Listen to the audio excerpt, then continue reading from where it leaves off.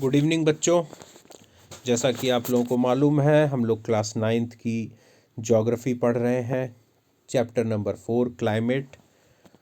काफ़ी interesting chapter है बच्चों, पढ़ने में बड़ा मज़ा आ रहा है क्योंकि इसमें काफ़ी कुछ साइंटिफिक अप्रोच है। बच्चों अभी तक हम लोगों ने कुछ टॉपिक्स को डिस्कस किया और पिछले वीडियो में जो हमारा टॉपिक था बच्चों वो था फैक्टर्स अफेक्टिंग इंडियाज़ क्लाइमेट, और इसका जो सब टॉपिक था वो था लैटीट्यूड। यानी लैटीट्यूड को हमने डिस्कस किया कि इंडिया में जो लैटीट्यूड है वो किस हद तक भारत की जलवायु को प्रभावित करती है। तो लैटीट्यूड तो बहुत सारी है लेकिन जो एक मेन लैटीट्यूड है ट्रॉपिक ऑफ कैंसर, उसको हम लोगों ने डिस्कस किया, जो कि ऑलमोस्ट इंडिया के मिड से होके पास होती है। मैंने एक क्वेश्चन भी पूछा था और मुझे अभी तक उसका जवाब नहीं मिला है। खैर, आशा है कि आप लोग अगर उसको देखेंगे तो उसका ज़रूर जवाब देंगे मुझे। बच्चों आज हम नेक्स्ट टॉपिक जो है हमारा main topic factors affecting India's climate, उसका जो सब टॉपिक जो आज हम डिस्कस करेंगे वो आपकी स्क्रीन पे दिखाई दे रहा है, वो है एल्टीट्यूड। बच्चों एल्टीट्यूड जिसको हम हाइट भी बोलते हैं, ऊंचाई, तो ये जो ऊंचाई है ये कहाँ तक भारतीय जलवायु को प्रभावित करती है। थोड़ा सा लाइन को फॉलो करते हैं, उसके बाद हम लोग और बहुत सारी चीज़ें डिस्कस करेंगे। India has mountains to the north which have an average height of about 6000 metres. बच्चों भारत के उत्तरी इलाके में बहुत ऊंचे ऊंचे पहाड़ हैं। साधारण तौर पे हम उनको हिमालय माउंटेन के नाम से जानते हैं, जिसमें कई श्रृंखलाएं हैं और जिनकी औसत ऊंचाई लगभग 6000 मीटर है। 6000 मीटर बच्चों, फीट नहीं, यानी बहुत ज़्यादा ऊंचाई। India also has a vast coastal area where the maximum elevation is about 30 metre.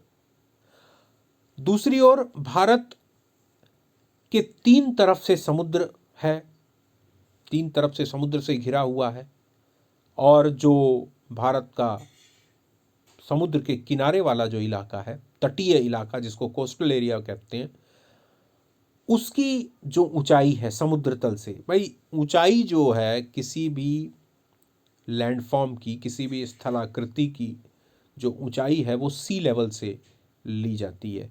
C level से इसलिए ली जाती है क्योंकि सी लेवल जो है सबसे लोएस्ट लाइंग लैंड माना जाता है, सबसे निचला माना जाता है।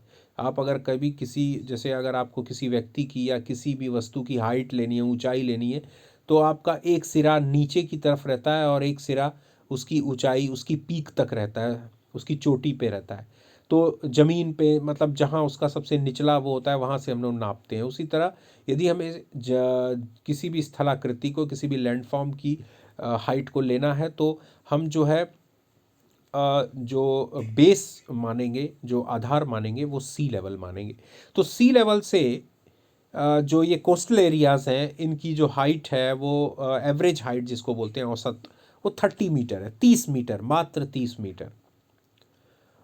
The Himalayas prevent the cold winds. ये दो बातें क्यों बताई गई, आगे हम इसको समझेंगे कि एक तरफ तो भारत में सबसे ऊंचे ऊंचे पहाड़ हैं जिनकी औसत ऊंचाई 6000 मीटर है, और एक तरफ भारत में ऐसे भी इलाके हैं समुद्र तटीय इलाके जिनकी औसत हाइट जो है 30 मीटर है। ठीक है। The Himalayas prevent the cold winds from central Asia from entering the sub continent. और ये जो हिमालय पहाड़ हैं, हिमालय पर्वत श्रृंखला है बच्चों, ये बहुत बड़ा काम करती हैं। ये बहुत हमें बहुत फ़ायदा पहुंचाते हैं। तो क्या फ़ायदा बच्चों? सर्दियों के मौसम में पश्चिम एशिया की तरफ से आने वाली ठंडी हवाओं को, बहुत ज़्यादा ठंडी हवाओं को, ये हिमालय रोक देते हैं। इसके कारण हम लोग एक बहुत कड़ाके की सर्दी से बच जाते हैं। नहीं तो यदि अगर ये हिमालय नहीं होते तो हम लगभग पूरे उत्तरी भारत में जो है बर्फ़ का माहौल होता, बर्फ़ जम जाती और सामान्य तौर पे जो टेम्परेचर है वो 0 डिग्री से भी नीचे होता।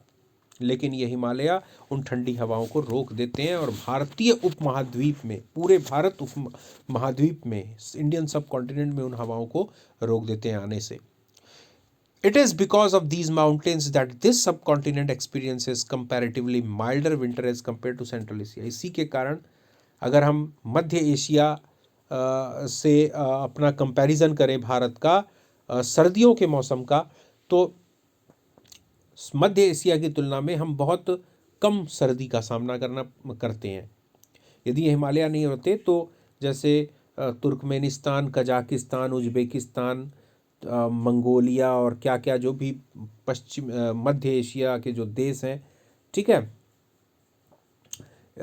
और भी जो चीन आप देख लो, चाइना, है ना, उत्तरी जो है आपका हमसे उत्तर में, तो वहाँ पर कंडीशन क्या हो जाती है, बर्फ़बारी होती है नॉर्मली। ऐसा हमारे साथ भी होता, लेकिन हम लोग बच जाते हैं और काफ़ी कम ठंड का सामना करना पड़ता है, ठीक है। और बच्चों हाइट, एल्टीट्यूड है, ये मायने रखता है, बहुत मायने रखता है। अब एल्टीट्यूड मैंने और समझाया था बच्चों तुमको कि इसमें नहीं दिया हुआ है, लेकिन मैं आपको और बता देता हूँ कि हाइट जो है, आप जैसे जैसे हाइट पे जाओगे आपको लो टेम्परेचर मिलेगा, ठीक है। जैसे आप, मैंने बताया था तमिलनाडु में जाइए आप, तमिलनाडु में गर्मी के मौसम में मई जून के महीने में 32-33 डिग्री टेम्परेचर रहता है, कभी कभी 35-37 डिग्री टेम्परेचर हो जाता है, मई जून में 37-38 डिग्री टेम्परेचर हो जाता है। लेकिन उसी तमिलनाडु में आप जब ऊटी में जाएंगे, ऊटी है ना, कोडाई कनाल, ऊटी वगैरह, है ना, वहाँ जाएंगे तो आपको उसी समय आपको 12 डिग्री 15 डिग्री टेम्परेचर मिलेगा, ठीक है। तो ऐसा क्यों है, ऊटी वहीं उसी तमिलनाडु में है, लेकिन वो उसकी जो हाइट है, उसका जो एल्टीट्यूड है वो ज़्यादा है, वो हाइट पे है, इसकी वजह से वहाँ पे टेम्परेचर कम रहता है, ठीक है, क्योंकि आप हर 165 मीटर पे 1 डिग्री सेल्सियस टेम्परेचर कम हो जाता है, ठीक है बच्चों। तो एल्टीट्यूड जो है वो बहुत मायने रखता है क्लाइमेट का, ठीक है बच्चों। ये आज का वीडियो हमारा, मैं सोच रहा हूँ कि आपको छोटे छोटे वीडियोस में आपको एक एक टॉपिक को कवर करें, क्योंकि बच्चों ये चैप्टर काफ़ी कॉम्प्लिकेटेड है, काफ़ी कॉम्प्लेक्स है, इंटरेस्टिंग है, मज़ेदार है, लेकिन काफ़ी कॉम्प्लिकेटेड है और इसमें बहुत सारी चीज़ें एक दूसरे से जुड़ी हुई हैं। आपको इसमें ये चैप्टर समझना है तो जैसे चेन होती है या मोतियों की माला होती है, यानी एक एक मोती पिरोना पड़ता है, और अगर एक मोती भी कम हो जाता है तो माला नहीं जुड़ती, है ना। उसी तरह से आपको कड़ी से कड़ी, मोती से मोती जोड़ना पड़ेगा, आपस में कड़ी से कड़ी जोड़नी पड़ेगी, तब आपको ये चैप्टर पूरा समझ में आएगा। और आपको बहुत सारी चीज़ें आपको, जैसे मैंने पढ़ा दी, है ना, मैंने फर्स्ट वीडियो में बहुत सारी चीज़ें पढ़ाई हैं, हो सकता है वो 10th वीडियो में उन चीज़ों को आपको मेमोराइज़ करना पड़े, रिकॉल करना पड़े कि अरे वो पढ़ा था, सर ने बताया था ऐसा, तो इसकी वजह से ऐसा हुआ।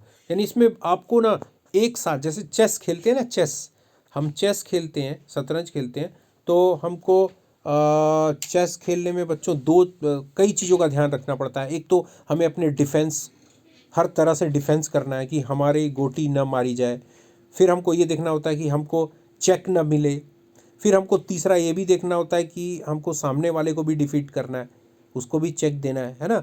तो उसी तरह से ये क्लाइमेट चैप्टर है बच्चों, इसमें हर चीज़ पे आपको जो भी आपने पढ़ा है उन सब को याद रखना पड़ेगा एट ए टाइम, हर समय, तब जाकर आप इस चैप्टर को अच्छे से समझ पाएंगे। ओके बच्चों, गुड नाइट।